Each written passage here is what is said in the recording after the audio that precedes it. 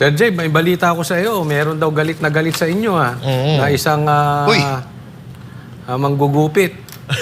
Barbero. Nakakatawa. Isipin mo, sabi nila, nahuli daw nila umakyat sa puno ng nyug. Ang lupit ng spy, no? Oo, alam mo, yung China, mas advanced pa sa Amerika yan sa digital, sa anong Correct, tawag nito, mismo. sa AI, kahit na sa 5G, nauna pa sila dyan, Yes. sa electric, sa vehicle. Alam mo, parang napaka-imposible, no? Kaya kung gagawa man lang kayo ng mga bagong script para mapagtakpan yung tong budget na which is, thank you nga pala kay, kay Congresswoman, anong tawag nito? Kimbo, no? Ayan, Kay Tita Estela, kasi inamin niya na mga staff lang nilang gumawa, which is, Yan. dito na. Kaya nga, sabi ko nga, nag-uusap-usap kami rito sa Davao, yung mga nag-file lang kasama sa nila Congressman Ungab dyan sa pagpapile sa Supreme Court. Sabi namin, wow! Eto, yari sila lahat dito, bilanggo sila lahat. Yan, di ba? At saka imposibleng gawin na meron siya sinasabi, tinawag daw siyang drug lord. Wala. Hindi ko siya tinawag na drug lord dahil hindi ko nga alam. Alam mo, ito si Ace Barber, ewan ko siguro, baka sa tagal, nagkaedad na siya, nakalimutan niya. Dati kalaro ko pa sa golf ito dyan sa Camp Aguinaldo eh. Nung natalo siya ang unang congressman. Walang ginawa yan kundi mangharang sa golf eh. Natawa ko. Mangharang sa pustahan.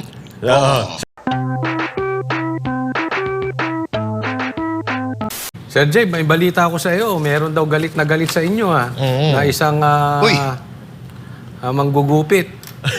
Barbero. Nakatanggap ba kayo ng tawag? O sulat Wala na po. ikay pinapatawag? Ala naman po.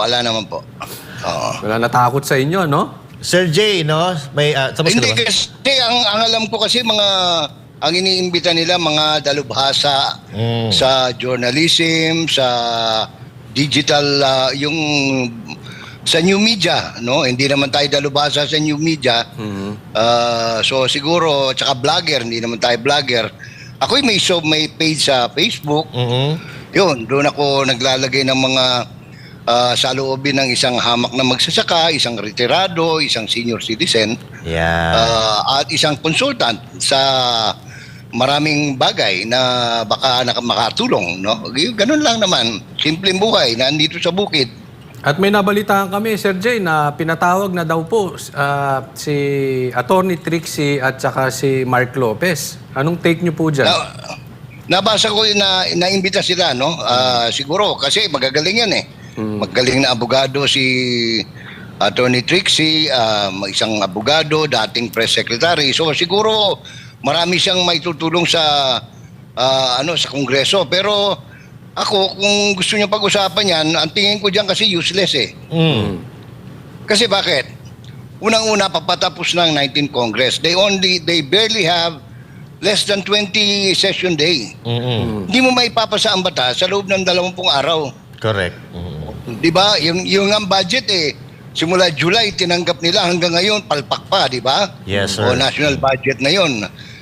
So, kung magsasaba ang layunin nila is in aid of legislation, I don't think there is, number one, there is no need. Kompleto na tayo kasi sabi nila, naririnig ko lang, no? Doon sa interview ni Aloha, ni Ali Soto, kay Mr. Barbers, ay gusto nilang magkaroon ng ayos. Unang-una, wala naman tayong kakayanan na iayos yan dahil hindi naman tayo ang may-ari ng X, hindi tayo may-ari ng Facebook, ng Meta, ng Instagram, ng Google. Rumble. So wala tayong, hindi siya clown ng Philippine Republic yan ng Kongreso. So napakayabang naman natin na magpasa tayo ng alituntunin ng mga social media, hindi naman tayo kasali dyan, no? Private yan eh. O tsaka sa labas ng Pilipinas yan. So pangalawa, sabi ko nga, kung ang pagpaparusa sa mga kalabisan, no? Sa paggamit ng new media o social media, kompleto na tayo sa batas. Meron na tayong libel, meron na tayong cyber libel, meron tayong oral defamation. In other words, everything is already in the revised penal code, no? Of course, maintindihan naman natin, hindi naman talaga abogado si Dan Fernandez. Siguro hindi niya alam yun, no? So, pwede nating excuse yan. Although ignorance of the law excuses no one, sabi nga ni Atty. Jimmy Bondoc, no? Yes. So, pagpapasensyahan na lang dahil hindi naman sila abogado eh. So, wala akong nakikitang clear and present and immediate need, no? For conduct of the public hearing, no? O in aid of legislation. Pero Sir Jay, Kasi ito nga, nung panahon mo, matanong ko lang sa'yo, yung panahon nyo, Oo. meron bang ganitong Oo. klaseng harassment sa freedom of the press? Ako hindi ko masabing harassment eh. Ito'y actually prior restraint ito eh. Ito'y unconstitutional, ano? Kaya nga inalis yung Board of Censure nung araw eh. Pinalitan na lang ng MPRCB, ratings na lang. Kasi nga, undemocratic yun eh. When you censor somebody, magkakaroon ka ng prior restraint, hindi pa man niya ginawa, gusto mo na lagyan. Pangalawa, ang sinasabi, eto, ilang beses ko narinig sa kanila eh, dahil daw masyado na silang minumura na raw yung mga congressman, yung mga members ng Quadcom, di ba? Yun ang narinig ko eh. Hindi pwedeng magpasa ng batas para lamang pumabor doon sa ilang tao. Ang tawag dyan eh, anong tawag nito?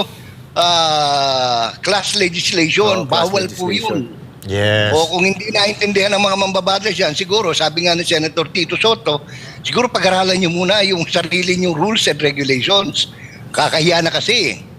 Oh, actually, ano sila dyan, contradicting sila dyan sa class legislation na yan dahil kahapon, napanood ko yung interview dito kay Chua na takot siya sa firing squad.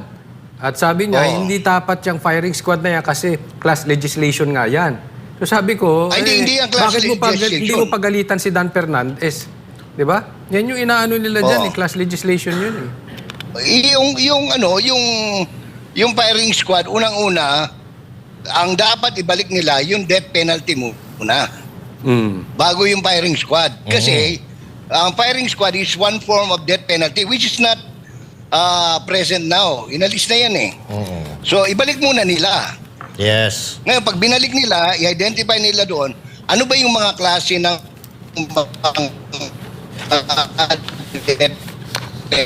penalty? Pag ikaw ba nasa drugs, ang violation mo, silya-electo man natin sanang turuan itong mga mambabatas, pero it would appear kasi na kulang sila sa kaalaman, kaya kinakailangan natin silang turuan, no? Kasi mukhang hindi nila nakaligtaan siguro nila dahil masyado sila naging busy sa pag-fill in the blanks, no? Sa budget, no? Di ba? Sir Jay, no? Pero nakikita natin dito, Sir Jay, parang hindi umaakma yung kanilang mga trabaho doon sa posisyon na kanilang tinakbuhan. Kumbaga, di ba Correct. dapat gumagawa, ang mga mambabatas, ang trabaho niyan ay gumawa ng batas. Kaya lang, ang problema Correct. natin, hindi naman sila mga lawyer or anything na connected doon. Ang rason nila, meron naman daw silang technical committee na gumagawa or itong mga lawyer na hinahire nila. Bakit hindi na lang yung mga lawyer na hinahire nila, ang patakbuhin nila sa Kongreso, dumadaan pa sa kanila? Kaya ang problema kasi ito, Sir Jay. Ang problema kasi ito, masyadong maninipis pala ang mga ano nito yung mga balat sibuyas, itong mga congressman natin. Kasi sinabi mo kanina, di ba, meron na tayong mga batas regarding dyan sa Kompleto na paggamit. tayo. Kompleto na tayo. Now, there's no need na magkaroon ng hearing. Ang tingin ko dito, nasasaktan talaga sila sa mga sinasabi ng mga vlogger. Sabi ko nga, kahit gaano katalim ang isang punyal, kung hindi ka naman tatamaan, hindi ka masasaktan. Sa Correct. tingin nyo, bakit kaya nila ginagawa ito sa kabila ng meron ng mga batas na may na talagang umaangkop dito? Okay. Kung prangka-prangkang istorya, katangahan ang sagot, no? Pero kung lagyan natin ng konting rason, no? Yes, sir. Kunyari, stop tayo ni Congressman Fernandez o kaya ni Congressman Barbers. Gusto nila makita ng tao na meron silang ginagawa. Kahit patapos na yung kanilang term. Like, remember, graduating karamihan sa kanila. no? Graduating si Dan Fernandez, hindi siya makakabalik sa Congress. So, after this election, Governor yata ng Laguna, no? Nakita ko sa survey ng Laguna, pang-apat yata siya dun sa 4 na tumatakbo, no? Yes, sir. Tapos si Congressman Barbers, tapos na rin yung kanyang term, patapos na rin. Kaya yung asawa niya na hindi marunong magbisaya, yun ang tumatakbo ngayong congressman sa Surigao, no? Diyaon, hindi makaintindi, no? Di kasabot ba? Hindi kasabot. So, si Abante naman nangungulelat sa survey sa Manila, si Valeriano nangungulelat din sa District 2. Si Chua kulelat din sa District 3. So, in all probability, they will not have another chance na sumikat, no, o magpasikat Yun. sa 19th Congress. Ngayon, ang tingin ko, si Congressman Barbers nasaktan doon sa nilabas ng mga newspaper sa Surigao. Na dahil doon sa pagkakasangkot ng kanyang mga kaanak, doon sa sinasabing pagkahuli ng mga droga na nakalagay sa tibag, no, lalagyan ng tsaa, dyan sa Liluan Seaport, no? Pero hindi naman siya binanggit na siya, no? Ewan ko bakit masama ang loob niya, no?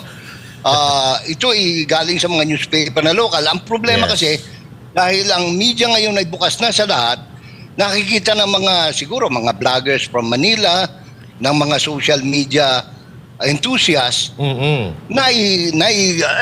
Naikakalat, Sir ang tawag Jay. niyan, Naikakalat. nai-repost nila. So, ako, halimbawa, nai-repost ko yung sa Surigao kasi taga Mindanao ako. No, nakita ko, may news Teka, pala sa maputol kita, Surigao. Sir Jay, ha? Kasi wala akong alam dyan. Merong involved na droga dito kay Barbers. Wala akong kaalam-alam dyan. Pwede mo maikwento mo sa akin kung anong nangyari dyan? Naging headline ito na primero dito lang sa local, no? Na merong nahuli 200,000 ang halaga dyan sa no? Sa Liluan, sa Leyte, South Leyte. Ako napuputol.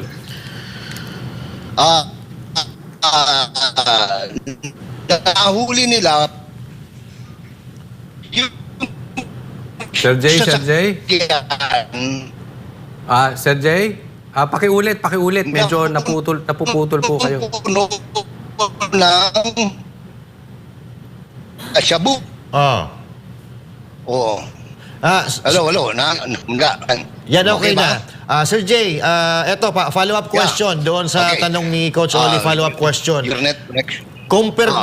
Konfirmado po ba na medyo may tawag dito, may kaugnayan kay Congressman Barbers, yung may-ari ng sasakyan at yung may-ari ng mga kontrabando na yon? Konfirmado po ba? Ganito po yung lumabas sa istorya, no, sa news.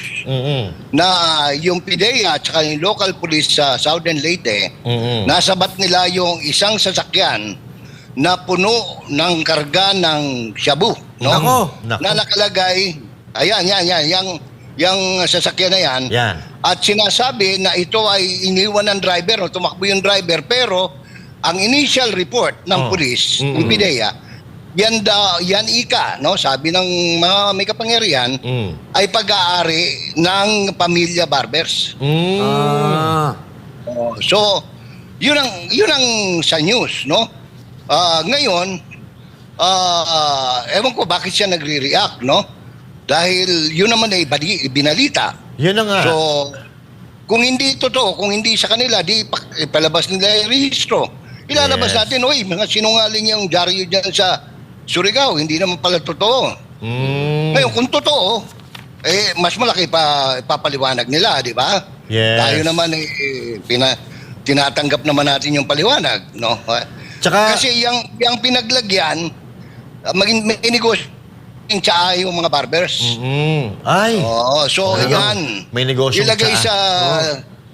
nilagay sa lalagyan ng tsaa. Nako po. Parang nagkakabit-kabit. Bukod dyan, nagkaroon ng raid ang PIDEA doon sa isang hotel sa Surigao City Mm. na ang nahuli na bumabatak ng shabu Mm. ay mga kilalang hindi ko alam kung staff o kapamilya, kamag-anak nila ng mga barbers. Mm. Lumabas din yan sa dyaryo, sa balita sa Surigao. So, Sir Jay, So, kung ano po, wala pong kasalanan dito yung mga media or walang kasalanan yung mga vloggers. Wala. Kasi yan po ay initial interview, initial report Initial report ng mga ng pulis. may kapangyarihan. Yun. Oo. PDEA at saka ng pulis. Oo. O di sana kung ipaliwanag nila, no? Kung sana. Pero Sir Nagpatawag Jay, siya ng bakit, press. Oh. bakit si Attorney Trixie tsaka si Mark Lopez ang pinatawag? Sila bang, binalita ba nilang dalawa ito? Hindi ko alam. Ah. At Hindi ko alam. Sir Jay, no, sa tingin ko napanood mo yung kay Ali Soto, no, may binabanggit siya Oo. doon na matandang dating news anchor daw. Ano masasabi niyo doon? Na nagpapakalat daw ng fake news. Hindi, ayaw lang niya akong pangalanan dahil, Ayun. Oo. dahil unang-una, nagsasalita siya outside of Congress. Oo. Dahil pag pinangalanan niya ako, didimanda ko siya eh. Yun. Oo. Kasi Pero- matatapang yan pagka nasa loob ng Congress eh. Pero Pag tingin mo, sa Sir labas, Jay, ingat na ingat din sila eh. Oo. tingin mo, Sir Jay, kayo po ba yung tinutukoy noon? Parang ganon? Oo. Oh, hindi, meron na, may na-save ako eh. Oo. Na nagpa-press con siya na akong pinangalanan niya eh. Na ang sabi niya, ako daw ang nagpapakalat. Isang linggo nang lumalabas sa mga lahat ng dyaryo sa Mindanao at saka sa Luzon, yung istorya. Oo. Ako naman, inano ko lang. Sabi ko, may ganito palang pangyayari sa Liloan, sa Southern Leyte. Oo. So, linawin lang natin, Sir Jay, ano? Ito po ang initial report ng mga pulis, tapos inilathala sa dyaryo hanggang sa napunta po kung At saka saan-saan. sa social media, Sa social media. sa Visayas at saka sa Mindanao, at saka Yan. hanggang nakarating sa Luzon. Yan. Okay, so para malinaw Ayan, lang. ayan, kompleto ng litrato yan eh. Ang problema dyan, kung hindi sa kanila yung sasakyan, di ilabas nila yung rehistro ng sasakyan. At saka yung affidavit noon driver. Kasi sinasabi yung nagmamaneho, kaanak nila eh. Tsaka, Sir Jay, para sa akin, para sa akin po, Sir Jay, kung hindi mo naman talaga gawain yan, kung hindi ikaw yan, napakadali naman niyang itanggi. Magpakita ka ng Oo. ebidensya, di tapos ang usapan. Wala na tayong pag-uusapan, di ba? At saka imposibleng gawin na meron siya sinasabi, tinawag daw siyang drug lord. Wala. Oo. Hindi ko siya tinawag na drug lord dahil hindi ko nga alam. Alam mo, ito si Ace Barber, ewan ko siguro, baka sa tagal, nagkaedad na siya, nakalimutan niya. Dati kalaro ko pa sa golf ito dyan sa Camp Aguinaldo eh. Nung nung natalo siya ang unang congressman. Walang ginawa yan kundi mangharang sa golf eh. Natawa ko. Mangharang sa pustahan. Sir Jay, natawa ako kanina doon sa tumatakbong asawa na hindi marunong magbisaya. Hindi, kasi tubong Makati eh. Sa Makati naman talaga sila nakatira eh. Parang ano yan eh, parang si Speaker Romualdez. Na congressman sa Tacloban, pero sa Leyte. Pero actually, nakatira sa Forbes Park, no? Yun. Sa Dasmariñas. Totoo naman yan, di ba? Totoo naman. Wala namang fake news yan. Wala. Kaya nga sila, kasi sa kanila, pagka nasasaktan sila, fake news ang tawag nila. Ang sabihin lang naman nila paliwanag lang naman nila. Kasi hindi unang-una, kaibigan ko siya. Ako, pagkakaalam ko, kaibigan ko siya. Dahil yung tatay niya talagang best friend ko. Si Bobby, no? Kapitan pa lang si Bobby, magkaibigan na kami. Dahil ang laki ng naitulong ko rin sa kanya sa promotion niya noon. Dahil palagi ko siyang pinipicture doon sa TV Patrol, nung bago-bago pala yung TV Patrol eh. Oo. So, ibig sabihin, Hanggang parang naging congressman. hindi mo naman sinasabi na may utang na loob sila sa'yo, but nakwento Wala. lang. Nakwento mo lang. Nakwento ko lang. Ako'y nasya-shock. Yan. Dahil bakit siya parang ang sama ng loob niya sa akin na wala naman akong ginagawang masama sa kanya.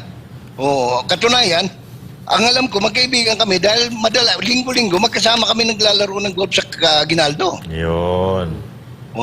Sir Jay, itong Baka tungkol dito dahil kay... hindi na nila nagagamit, dahil nasa media ako, panayang sip-sip nila para palagi silang palagi silang bida eh.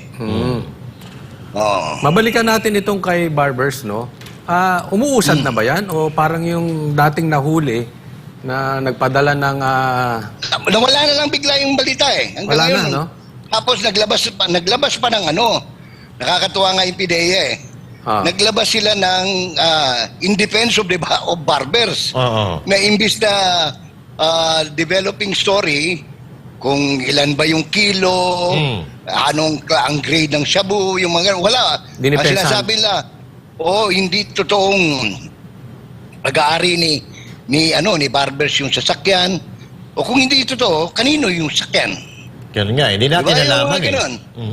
Tapos yung doon sa nahuli sa hotel, sabi nila hindi daw pero ang nakalagay na nag-check-in mga tao nila. Sir Jay, medyo maiba po tayo ng balita, Sir Jay, Oo. kasi eto... Kaya na natin yan kasi anong tawag nito? Bayaan mo siya, problema niya yan. Hindi naman natin problema yon. Medyo dito tayo, Sir Jay, sa may kaugnayan sa sikmura ng mga Pilipino. So, hindi yan ang the best. hindi pa rin nakakakuha ng anumang investment mula sa paglalakbay sa ibang bansa ni Marcos Jr. ang Sovereign Wealth Fund ng Pilipinas ayon sa pamunuan ng Maharlika Investment Corporation.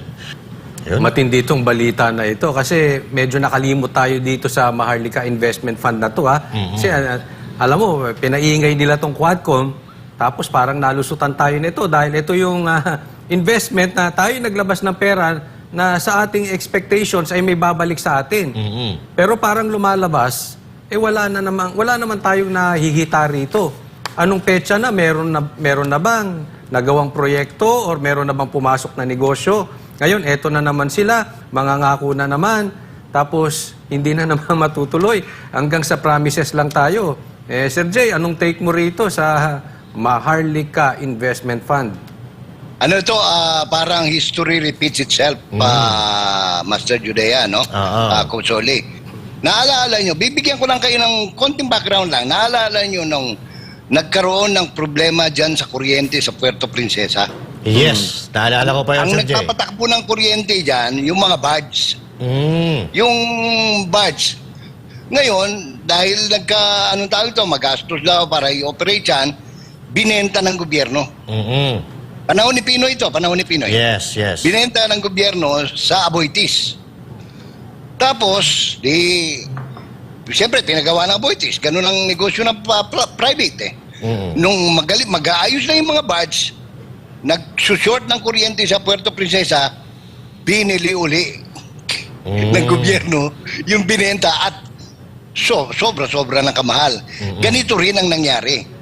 Yung gobyerno natin, ibinenta yung NAPOCOR, National Power Corporation, naging NGCP. Yes. National Grid Corporation of the Philippines. Na ang 40% may-ari yung Synergy. O yung Chinese company. Yes. No? 40%. Ngayon, inayos nila, pinaganda ang serbisyo. Private eh. Ngayon, bumibili yung Maharlika Investment Corporation at much mahal, siyempre. Oo. Doon sa pag-aari na ng gobyerno na binenta, tapos ngayon bibili natin sa ubod ng mahal na naman. So sabi ko nga, history is repeating itself. Pero ang question dyan, plano pa lang yan, ha? Hindi pa wala pang katuparan yan. 190 days, plus 90 days, 180 days yan. By that time, tapos ng eleksyon. Sir Jay, eto nabanggit din dito yung mga travel ni President Bongbong Marcos at kung matatandaan natin, ginamit nilang dahilan itong Maharlika Investment Funds para makaakit daw ng mga investors. Pero sa nangyayari sa ating bansa ngayon, kali-kaliwa, may tinataga, may pinapatay, may nire-rape, may binabaril. Sa tingin nyo, may mag-i-invest kaya sa Pilipinas kung gano'n ang sitwasyon ng ating bayan? Kung foreign investor, kaya ang nangyari ngayon, tayo ang bumibili.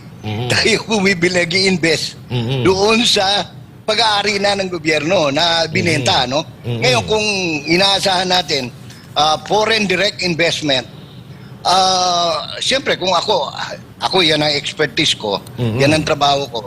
Dahil ako, ang ginagawa ko, tagagawa ako ng feasibility studies ng mga nagninegosyo, ng mga dayuhan. Yun. Hapon, insik, ganyan, no? Siyempre, pag nagtanong, alam nga naman magsinungaling ka sa kliyente mo, di sasabihin mo, hindi ang climate, hindi angko, no? Kasi, unang-una, tingnan mo, dito na lang sa, anong tawag nito, kung sa Mindanao, nawala yung project na railway. So, problema yung malaki. Mabuting-mabuti kung sa Davao ka mag-i-invest dahil gumagawa sila ng tulay, gumagawa sila ngayon ng yung mga bypass na mga tunnel na pagkahaba. Yun po pwede, pero you cannot sell the Philippines as a whole, no? Yes. Kasi nga ang daming krimen, bumalik na naman yung mga puser, yung mga tapos ngayon araw-araw ilan yung nakalagay sa social media na nawawala mga bata, kinikidnap, kinukuha yung mga Laman loob. organs, binebenta, di ba? Yes, sir. So, Sir Jay, hindi ka rin po pwede magsinungaling sa mga investors na, okay sa amin. Kasi, Hindi pwede kasi Oo. binabayaran ka eh. binabayaran ka. To prepare a feasibility study. Yan. Oo. And at the same time, syempre, bago yan ipagkatiwala sa'yo, inaral na rin nila yan. Kasi magbibitaw sila ng Oo. malaking pera dyan eh. Malaki. At saka ang tawag nito, bukod doon yung corruption. Yun. Oo. Very pronounced eh. In fact, tinanong ako ng isang kliyente ko, sabi niya, if we go on a BOO o BOT, how much are they asking? Yun ang kagad eh. Kasi nung panahon ni Tabaco, mag-i-invest pa lang yung kliyente kong Singaporean, maglalagay ng mango processing plant dito, hinihinga na ng 150 million eh. Grabe, no? Mag-i-invest pa lang yun, ha? Sir Jay, kasi yung may balita dati, kung naaalala ninyo, ito yung madalas mamasyal to si BBM. Alis ng ibang bansa, di ba? At may mga bali-balita wala namang nun. masama ron. Wala namang masama actually. Yung biyahe ng biyahe eh. Oo. Kung Ang balita nun dati dyan, although hindi naman ako naniniwala, pero bali-balita yung kalat na nagsusubi na ng pera. Nagdideposito na sa labas ng bansa. Tapos ito lumabas pa yung Maharlika Investment Fund. So nilalabas. No? So ewan ko, may mabuti nabalita binanggit mo yan. Sir Jay. Alam mo, hindi lang yan eh. Ang pinag-aaralan ngayong mabuti, at ito yung sinasaliksik ko pa, no? Yung, isipin mo ang Pilipinas na third world countries, nasa top 5 ng mga Bitcoin trader. Bilyon ang pinag-uusapan dyan in dollars, ha? Isipin mo ang Pilipinas, ang mga Bitcoin player dito sa Pilipinas, amounting to several billions of dollars. Sinong may mga ganung kalaking pera sa Pilipinas? I'm sure not the Taipans, no? Hindi sila Lucio Tan, sila Henry C. Hindi yan. Sila, anong tawag nito? Sila Robinson, sila Gokong Wei. Hindi nag-i-invest yan sa Bitcoin yan. Mayayaman. Hindi kaya yung mga buhaya. Ewan ko kung sila, no? Pero sa tingin mo... Pinag-aaralan pa eh. Okay. Pero ang ini-invest kasi sa Bitcoin, parang sa wealth fund yan, no? Ang mga wealth fund, mga sobra-sobrang pera yan. Kaya tinawag na wealth fund eh. Yung Bitcoin, ganun din. Hindi ka maglalaro dyan dahil sugal yan eh. Yes. Kung hindi extra money yan. But the extra money is so much in billions of dollars. So, Madami sinong nang meron nun? napakain yun. Sinong meron nun? Sinong may ayuda sa bulsa? Yes. Di ba? Tsaka ito, Sir Jay, ang problema nga dito sa atin, sa bansa natin, sabi mo yung investment, di ba, sobrang pera natin yan. Sa tingin mo, sobra hindi ka ba? naman mag-i-invest Sa tingin mo ba? Pag hindi sobra eh. Sa akin, hindi ko masasabing sobra pera natin kasi utang tayo ng utang. Ngayong February, may uutang na naman tayo. Di ba? Alam mo, hindi, nakautang na. I-deliver na ngayong February. Yes, oo. Oo, 192 billion pesos worth. $3.3 billion, something. So anyway, Sir Jay, Inutang yan kasi ganito yan eh. Hindi lang ngayon ha. For the last 2 years, gumagastos ang gobyerno ng walang pera. In other words, nagde-deficit spending tayo kumbaga sa economics. Oh. Ang pera natin kumbaga sa pamilya, meron tayo 500 piso pero gumagastos tayo ng 1,300 a day. Grabe, no? Na makatuwid, inuutang natin yung mahigit pa sa kalahati. So, And lugi. 2 taon na natin ginagamit yan, ha? Ginagawa yan, ha? So anyway, medyo masalimuot pala ang kalagayan ng bansa natin ngayon, Sir Jay. Pero Lupit itong balita na ito. Alam nyo, sa katunayan, hindi ko sinasakyan itong balita na ito dahil nakukornihan po ako dito. Isipin mo, anong i-spy sa atin ng Chinese? anong maihita nila? Ang layo na ba natin sa katotohanan? Nakita nyo na ba ang China at ang Pilipinas? Dapat nga matuto pa tayo sa kanila. Ito'y hindi pagiging pro-China. Pero tingnan nyo naman ang development ng China compared sa atin, tapos mag-i-spy sila dito. Anong matututunan? Alam mo, this is a cheap shot. Again, trial by publicity, para pagtakpan, huwag po nating hahayaan ang mga issue na pagtakpan yung totoong issue, which is the blind items. Dapat yan ang at may inamin na ni Kimbo na mayroong blank space, may blank item. Marami blank items, napakadami nun. So dapat may managot dyan. Sinabi nila wala. Sinabi ni Risa, sinabi ni Cheese, ang dami nagsabi. Tapos ang pag-uusapan natin, Chinese spy. Pambira. Ganyan po katindi ang ating gobyerno sa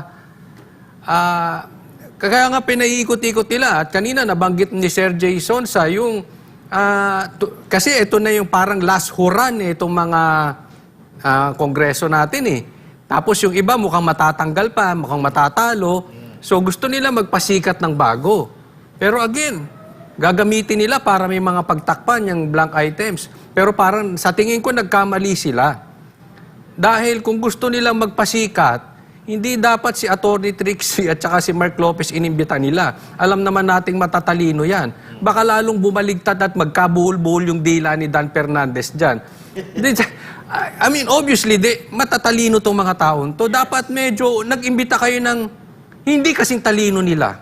Yung pwedeng paglaruan ni Dan Fernandez. Pero dito, delikado sila. Sir Jay, ikaw, anong masasabi mo dito sa ating Chinese spy? Binanggit mo yan. Kasi worried ako actually. Worried ako, Coach, no? Gawa ng, ang balita, minaltrato nila yung suspect, no?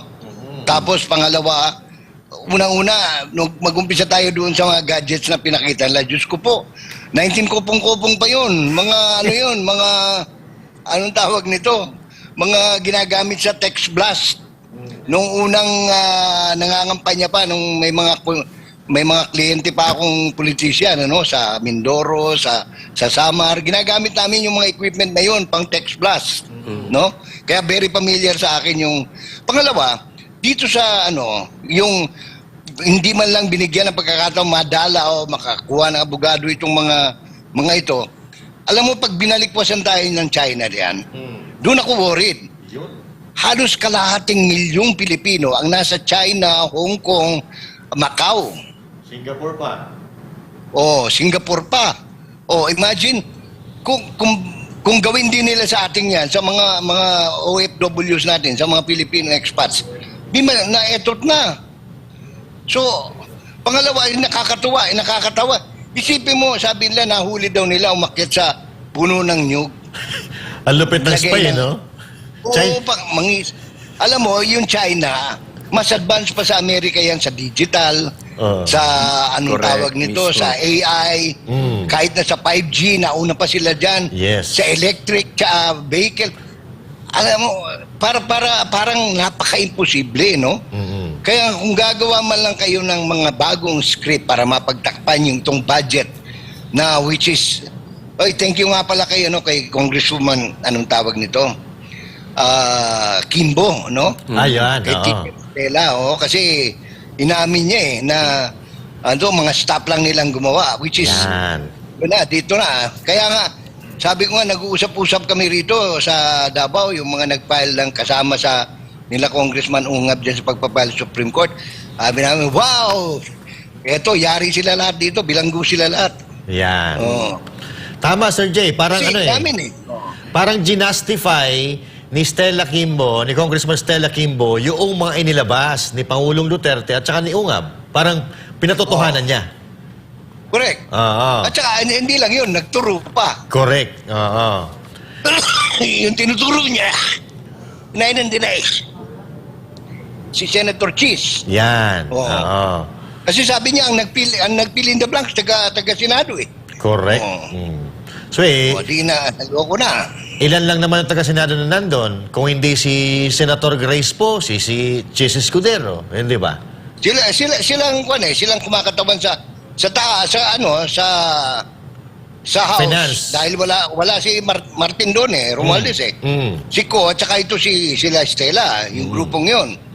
No, tapos dito naman sa kabila, yan si Grace po, si Chis Escudero, yan sila yung mga ano diyan.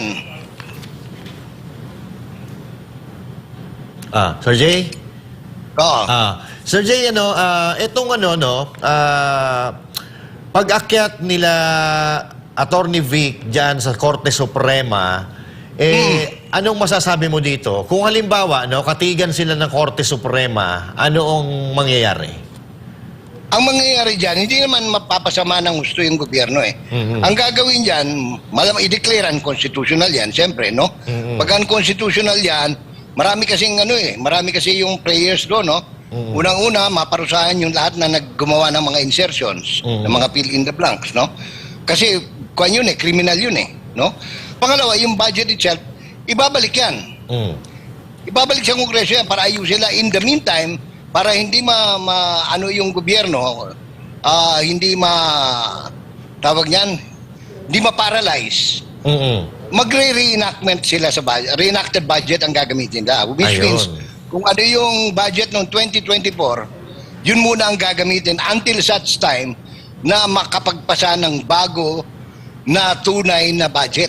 Yun. So, Which will take another 6 months or more. nako, Dahil ang problema natin, mag-eleksyon eh. medyo matagal-tagal pa yan, Sir Jay, Pero, dapat, ipanalangin natin na gano'n na mangyari. Kasi may mga insertion, Sir Jay, na mga dinagdag sila doon. So, pagka nagkaroon ng reenactment or dineclare na unconstitutional, so, may babalik sa kaban yung pera. At i-realign ulit sa gagawa ng panibagong batas. Parang gano'n. So, ibig sabihin, hindi nila magagamit yung pera para sa eleksyon. Parang gano'n.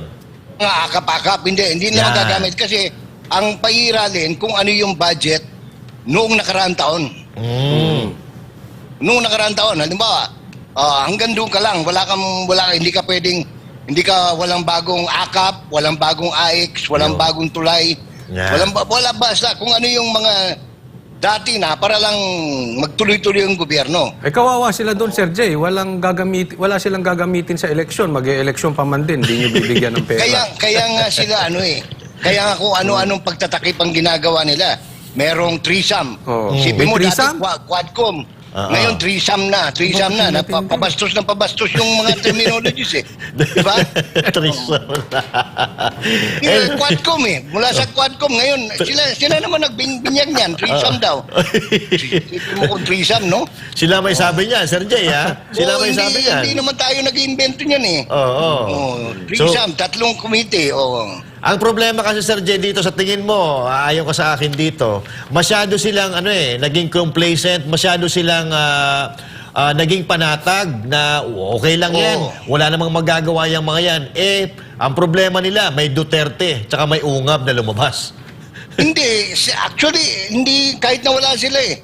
Ang problema, sila ang gumawa na sarili nilang problema eh. Ibig kong sabihin, Sir Jay, kung halimbawa, kahit may problema, makagawa sila ng problema, nasanay sila na nalulusutan nila yung problema. Ngayon, sa puntong ito, hindi nila malulusutan. Binabraso nila nung araw eh. Diba, nagingay si Marcoleta, tanggalin yan. Hindi na yan deputy speaker. Pero miyembro pa siya, tanggalin pagka-miyembro. Ganun ang mga estilo nila eh. Di ba? Nag-iingay si Pulong. Alisan ng yan. nag-ingay yung Duterte Youth si Cardema. Tanggalin niya. Ganun ang estilo nila eh. Alam mo, sa tagal kong kumocover sa Republika ng Pilipinas, ngayon lang nangyari yan. Alam mo, Sir Jay, sana hindi ako patawag dyan sa threesome na yan. Ayoko ayoko talaga. Ayoko Coach, talaga dyan. matalino ka pa naman. Mga matatalino pinapupunta dun eh. Delikado. Pero ano, Sir Jay, Ulitin lang natin, ha? Oh.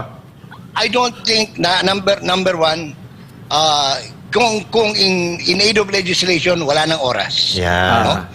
Para magpasa ng batas. Wala na sila riyan eh. So, exercise impunity. Hindi kailangan kasi kompleto na tayo sa revised penal code ng lahat ng pwedeng Correct. pwede ka mag-file ng libel, cyber libel, slander, oral defamation. At ito maganda riyan na Coach Oli, Master Judea. Sir. Kalalabas lang ng desisyon ng Supreme Court. Ang doktrina ng Supreme Court, pag ikaw nagtatrabaho sa gobyerno, kahit na sinabi pang ay pinaglika sa sama ng loob, slander at saka oral defamation, wala yan. Hindi ka dapat naapektuhan dahil kasama sa paglilingkod sa serbisyo yan. Oo, hindi ka dapat balat sibuyas dyan. Yun ang desisyon ng Supreme Court eh. Hindi. Nakakaya nga, Sir Jay, may desisyon na pala ang Supreme Court. Bakit pa? Ulit-ulit pa nilang ipinagpipilitan. Basta, eto Sir Jay, si Coach Oli hindi pupunta sa threesome dyan sa Kongreso. Kung sa ibang lugar daw, pwede pa. Oo, yung threesome. Ako sa tanang buhay ko, naging makasalanan din ako pero hindi ko nasubukan mag-threesome. Iba sila ngayon, Sir Jay. Medyo, nagiging na tayo eh. Nag-i-evolve ba? Nagiging moderno na kasi. Kaya nauuso na yung threesome tuloy. Sir Jay, ang gulo eh. Napunta tayo sa threesome tuloy, Sir Jay. No comment ako dyan. Oo. Hindi kasi, binabasa ko yung invitation kay Trixie, yung pinablish niya, saka yung kay Mark. Walang, not even in aid of legislation eh. Walang nakalagay doon. Yung hearing, walang nakalagay na meron sila ipapasang batas. Nako. Ang reference lang nila, yung privilege speech ni Mr. Barbers, no? Na, what for? Yan na nga, Sir Kasi Jay. kung offended ka, at sa tingin mo slighted ka, you can always go to court. Di ba? Yes. That's right, Sir Jay. Kasi kung halimbawa, offended ka at may nagawang, may libelous na nasabi sa'yo, you can always go to court, file a case, tapos. Di ba? Sabi ko nga, ang dami nila eh. Libel, cyber libel, oral defamation, slander by deeds. Ang dami. Pero ako, sa aking opinion dito, Sir Jay, ito talaga ginagawa lang nila para, ito ay parang warning shot sa mga vloggers na manahimik kayo kasi ipapatawag namin kayo. Pero nagba-backfire. Maraming naghahamon na ipatawag sila. Oo. At saka ako, kahit patawag kung mag-imbita sila sa akin, ako, anong tawag ito? Sasagot ako eh. Sabihin ko, sige, wala namang problema. You want to call my expertise and my experience? Come on, send me the ticket. Send me the hotel voucher, the airport transfer, at bayaran niyo yung honorarium ko, 125,000. I'm announcing it in public, 125,000 per hour. Para makapag-share ako ng laman ng utak ko para madagdagan yung nasa utak ni Dan Fernandez. Tama naman, Sir Jay. Tama naman. Kasi tinuturo ko yan eh. Nagtuturo ako sa Southeastern College eh. And then, saka, Sir Jay, meron ngayon tinatawag na home, ano tawag dito? Home for the aged. Hindi. Yung tinuturuan sa bahay, ano ba tawag doon? Homeschool. Homeschool, yan. Home study. Home study. Parang gagawin mo, home study. Tuturuan mo sila. So, may bayad yun talaga. Oo. Pero baka, Sir Jay, Hindi papaliguan lang kayo yun. ni Dan Fernandez. Hindi lang yon. Number one, meron silang pera sa bawat, alam mo ba, bawat hearing, may pera yan. Oh, yun. Yes. So, dapat, kaya nga yung sinasabi ni Mr. June Abines, no? Na, padala niyo ako ng ticket, lahat. Kasi may pera yan. Alam mo ba, bawat committee, bawat congressman, merong mahigit 1 milyon isang buwan Nako po. na legislative research allowance. 1 milyon, isang buwan. Yes, ang senador 3 million. Nako. Saan nila kinukuha yon? Hindi, kasama sa budget nila. Yun ang inaaprobahan nila eh. Wow. Di ba nagtaka ka, ilang bilyon na yung tinaas sa House ngayon? 12 billion? Hindi namin, alam yun, Sir Jay, ha? Pera pa yun sa akap, ha? Pero wala pa yung hearing dyan. Wala pa yung mga ano. Sa research Hindi, lang yun. kasama yan. Sa research lang yung... Kasama yun. Kaya pagka, halimbawa, yan, meron kang panukalang batas na gusto mong ipasa, magpa-public hearing ka. Dapat yan, binabayaran mo yung mga resource person. Kasi professional yan eh. Yes, tama, Dahil, Sir Jay. dahil congressman ka na kulang ang kaalaman mo, gusto mong walang masama eh. Kasi nga, kaya ka nga binigyan ng allowance eh. Para matulungan ka sa pagpapanday ng matitinong batas. Tama yan, Sir Jay. But anyway, Sir Jay, Wala ka, BP Sara, pro-China ka, pro-China, pro-China.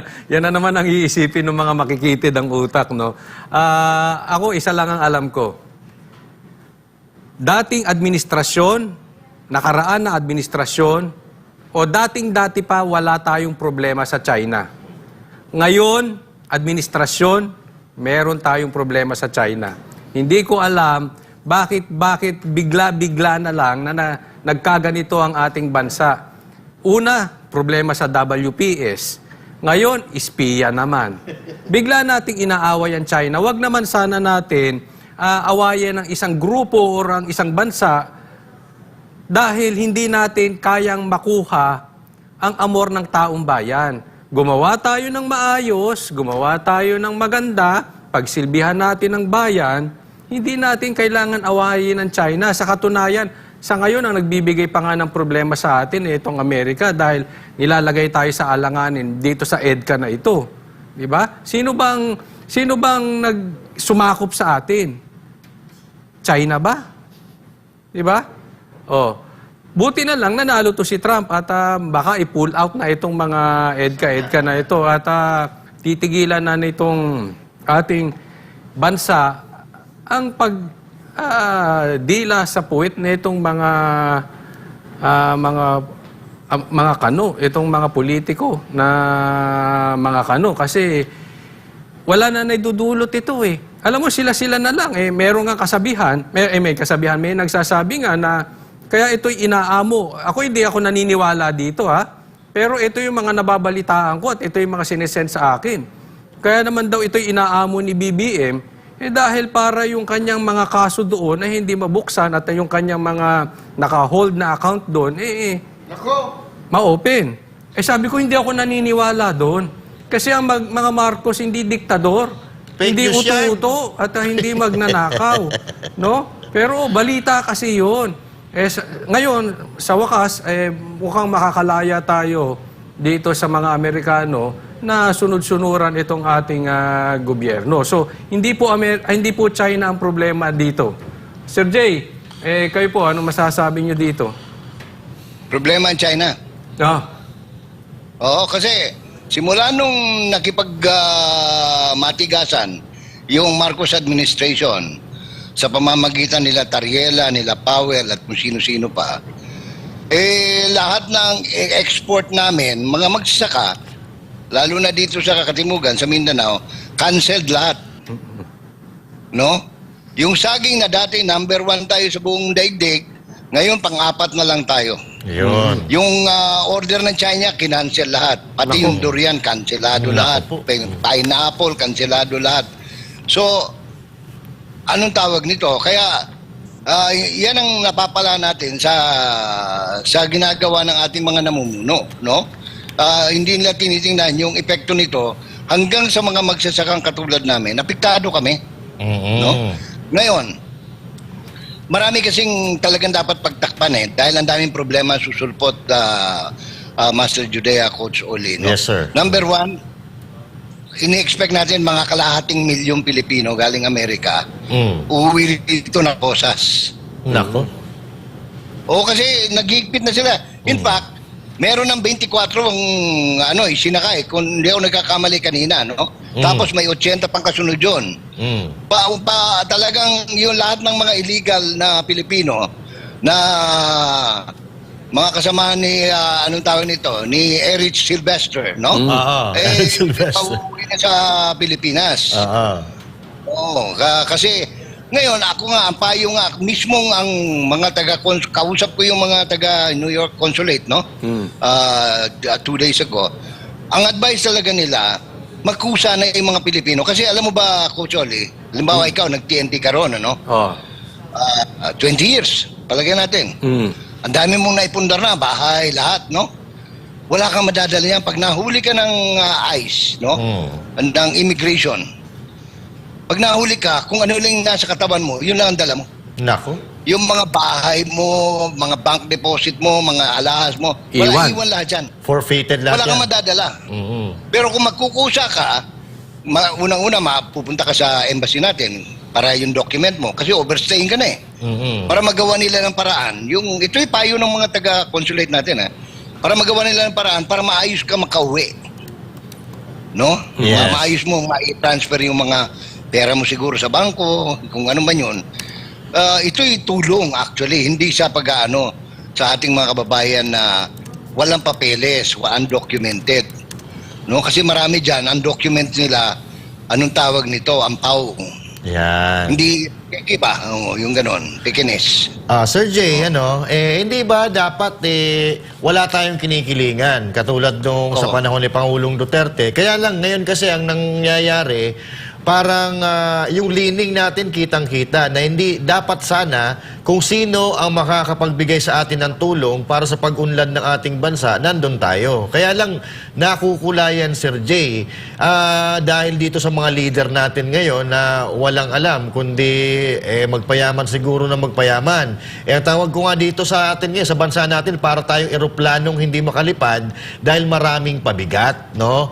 Maraming pagbigat, maraming nagnanakaw. So, kailangan talaga na magbawas tayo ng pabigat. At ang problema nito, yung susi daw nawawala, hawak pa ni Pastor Kibuloy, papunta pa lang dyan sa Senado.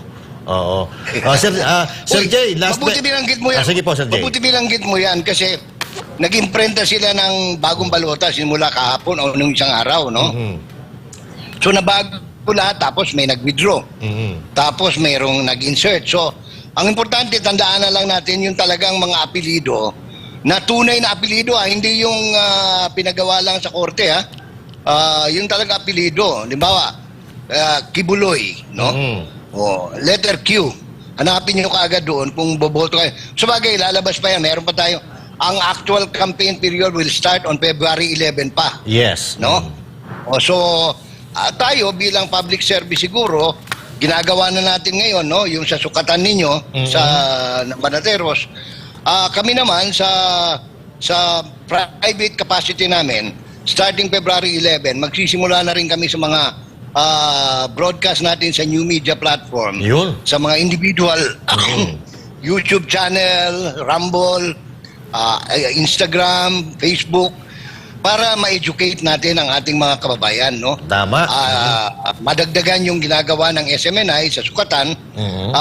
Doon himay natin. We will go on once, twice, 3 times a day habang papalapit yung para lalo pa nating may mga nakasubukan na ba itong mga taong ito, may kakayanan ba, may pinag-aralan ba, hindi ba ito attorney Google lang, no? Yung mga ganon. So umpisaan natin, pero tandaan natin yung mga apelido. Halimbawa, apelido M, Marculeta, ganyan, yan, no? Or B, Bondok, yan, ganyan. L, Chico, Lito Lapid. yung mga ganon. Boto mo ba yun? Ayoko. Nagtatanong lang ako, ha? Ayoko. And then,